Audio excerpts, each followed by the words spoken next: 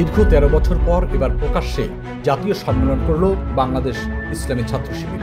শেখ হাসিনার দীর্ঘ ১৭ বছরের শাসনামলে ঠিকভাবে কোথাও দাঁড়াতে পারেনি সংগঠনটি।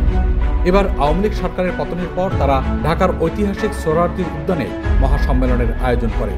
এতে দেশের ৬৪ জেলা থেকে কয়েক হাজার নেতাকর্মী অংশ নেন। সম্মেলনে প্রধান অতিথি ছিলেন জামায়াতের আমির ডাক্তার শফিকুর রহমান। এই সম্মেলনে অন্যান্যের মধ্যে বক্তব্য রাখেন জাতীয় নাগরিক কমিটির মুখ্য সংগঠক সার্জিস আলম। তিনি বলেন, জুলাই আগস্টের গণ অভ্যুত্থানে বাংলাদেশ ইসলামী ছাত্র শিবির রাজপথে থাকা, পরামর্শ দেওয়া ও গুরুত্বপূর্ণ পদক্ষেপে সহযোদ্ধার মতো ভূমিকা পালন করেছে।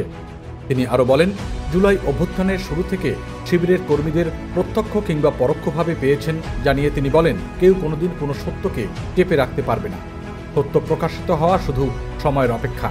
সার্জিস আলম আরও বলেন, বিগত ১৬ বছরে শেখ হাসিনা যাকেই পটেনশিয়াল থ্রেট মনে করেছিল তাদেরই যেভাবে পেরেছে নানা তকমা দিয়ে ব্লেম গেমে মেতে উঠেছিল। এই অভ্যুত্থানের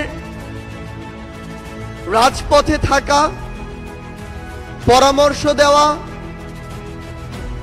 গুরুত্বপূর্ণ পদক্ষেপে সহযোদ্ধার মতো ভূমিকায় থাকার কাজগুলো করেছিল বাংলাদেশ ইসলামী ছাত্র শিবির। আমরা আমাদের জায়গা থেকে স্পষ্ট একটি জিনিস বলতে চাই যে কেউ কোনোদিন কোনো সত্যকে চাপিয়ে রাখতে পারে না। সত্য প্রকাশিত হওয়া সময়ের শুধু অপেক্ষা। এই ফ্যাসিস্ট বিরোধী যে এক বিপ্লব, এই বিপ্লবে আমার সামনে উপস্থিত থাকা আমার সহযোদ্ধাদের বিপ্লবী সালাম।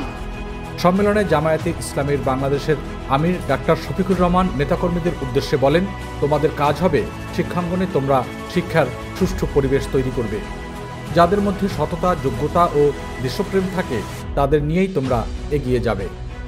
সম্মেলনে সারা দেশের সদস্যদের অনলাইন ভোটে কেন্দ্রীয় সভাপতি নির্বাচিত হয়েছেন জাহিদুল ইসলাম, আর সেক্রেটারি জেনারেল হিসেবে মনোনীত হন নুরুল ইসলাম সাদ্দাম।